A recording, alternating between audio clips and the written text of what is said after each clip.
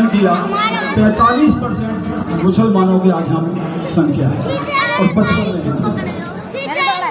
और जहाँ तक सवाल है कि पार्टी क्यों ना मुसलमान को लड़ाया जाए, हम मानते हैं हक सभी का होता है, पर आज समय आ चुका है कि यहाँ से पार्टी किसी मुसलमान का फैसला करे तो ये सीट हमारे हाथ में आ सकती है। और ये बड़ी ईमानदारी की बात है, ये बावरपुर की आवाज़ नहीं है। आज मुसलमानों की आवाज़ देश की आवाज़ है।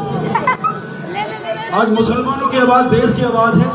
न हिंदू खतरे में है, न मुसलमान खतरे में, न हिंदू खतरे में है, न मुसलमान खतरे में। खतरे में हमें डाल दिया गया। और बड़े बड़े पूरी दिल्ली के अंदर आप देखते हो बड़े बड़े पोस्टर लगे पड़े हैं कि कटेंगे तो बटेंगे, बटेंगे तो कटेंगे। भाई हम कहाँ बट रहे हैं और कहाँ बट रहे हैं? ये सवाल क्यों खड़ा किया इन लोगों ने? क्यों? क्योंकि अगर ये लोग नहीं खड़ा ऐसा करेंगे, इन्होंने ऐसी मुहिम खड़ी कर दी है पूरे हिंदुस्तान में कि एक पाकिस्तान पहले बन चुका और ये लोग दूसरा पाकिस्तान का खड़ा करना चाहते हैं। और देश का मुसलमान ये नहीं चाहता, देश का मुसलमान हिंदुस्तान के अवाम के साथ है। तो मैं फिर दोबारा से ये कहना चाहता हूँ कि आज जरूरत है बावरपुर में एक मुसलमान कैंडिडेट बड़ी ईमानदारी के साथ पार्टी उतारे भाई, तो उसका बहुमत भी होगा। और मैं इस मंच के माध्यम से कहना चाहता हूँ 100% वो कैंडिडेट जीतेगा मुसलमान। और वो बात करते हैं, यहाँ से मंत्री जी हैं, वो बांटने का काम, तो खबर आई, एक मैसेज भेजा कि भाई किसी तरह से मुसलमान को कैंडिडेट को रोको, मुसलमान कैंडिडेट को रोको। पार्टी के पास कहीं से कहीं किसी तरीके से खबर भिजवाई। मैंने भाई क्यों, ऐसा क्यों? कि अगर एक बार यहाँ से मुसलमान को विधायक बन गया तो सारी जिंदगी विधायक रहेगा जैसे सीएम हो गया। तो ये इससे डरे हुए हैं साथियों। आज हमें सही, दिल्ली में अभी आपने देखा होगा ये सरकार 10 साल रही हमारे बीच में, काम तो कोई अपनी जेब से फंड से थोड़ी कर रहे हैं। आज जितने काम की हमें यहाँ जरूरत है, हमारे काम यहाँ नहीं होते। खासतौर से ये हमारे साथ भेदभाव करते हैं। जहाँ मुस्लिम आबादी है वहाँ आपने देखा होगा ये करदमपुरी से पानी की लाइन चलती है और मेरा भी घर भी इधर ही है। सुबह जब मैं 7:30 बजे स्विच ऑन करता हूँ तो उसमें गंदा पानी स्टार्ट हो जाता है।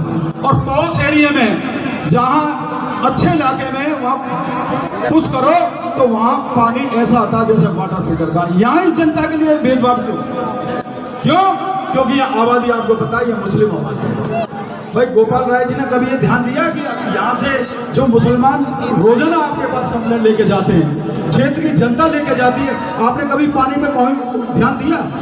वो क्षेत्र की जनता आपने देखा होगा, पूरे यहाँ जितने भी डॉक्टरों के जो क्लिनिक हैं शाम को भीड़ रहती है।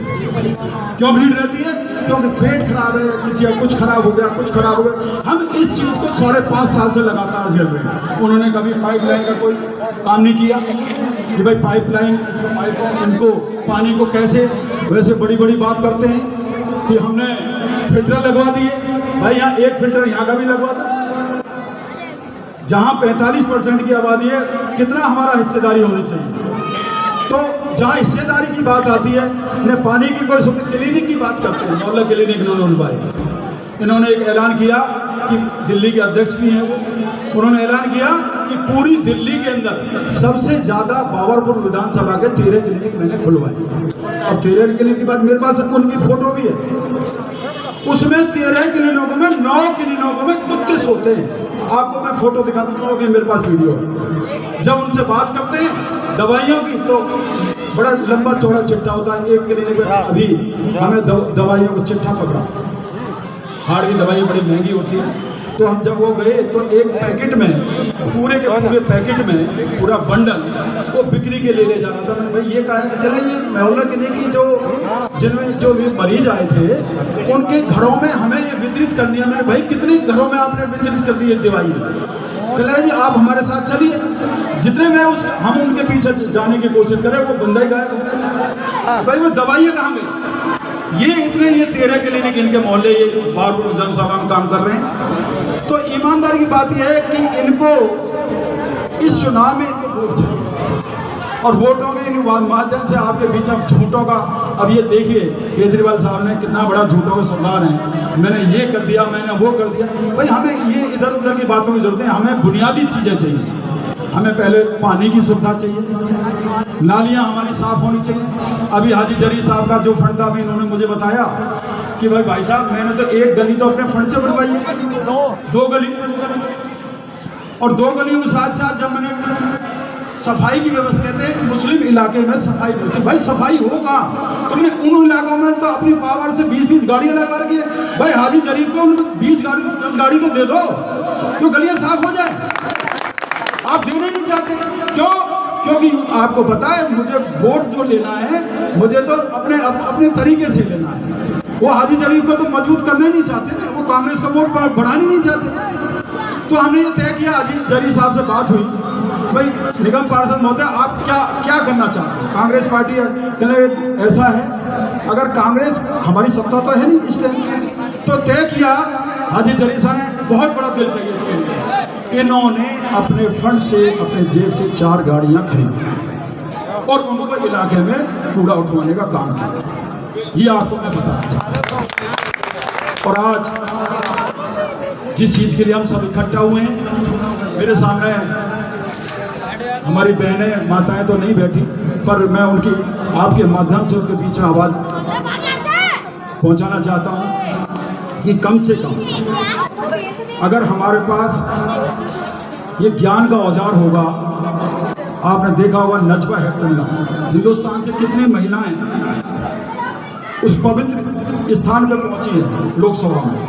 अगर आपके पास ये ज्ञान का औजार हो, शिक्षा का औजार हो, तो हम समझते हैं कि जितनी महिलाएं हिंदू कम्युनिटी से वहाँ जाती हैं, उससे दुगनी हमारी महिलाएं मुस्लिम कम्युनिटी से जाती हैं।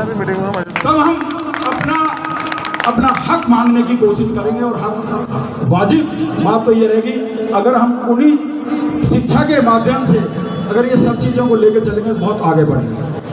अभी पीछे एक औसत दर्जे का सर्वे हुआ कि जब लड़कियां 18 साल की हो जाती हैं मुस्लिम समाज में, तो हमें चिंता सताने लगती है कि फटाफट पीले हाथ कर विदा करी जाए लड़की। तो एक मेरे दोस्त थे, मैंने कहा कि भाई इसको पढ़ा ले, तेरे एक लड़की है, लड़का नहीं। ये तेरे लिए इंदिरा गांधी है, ये कल्पना चावला है, ये तेरा नाम इतना रोशन कर देगी कि तुझे फख्र महसूस होगा। और ये माध्यम ये है कि उसको शिक्षा पहले देनी पड़ेगी। तो ये बहुत अच्छा आज प्रयास किया भाई जरीफ भाई ने। अभी तो एक मेरे ख्याल से अपने फंड से अपनी जगह पे इन्होंने बहुत हिम्मत दिखाई है, खरीद के उसको आपके सामने उसमें ये चालू किया है। और मैं सभी को दोबारा से बहुत बहुत मुबारकबाद देता हूँ। जय हिंद, जय भारत।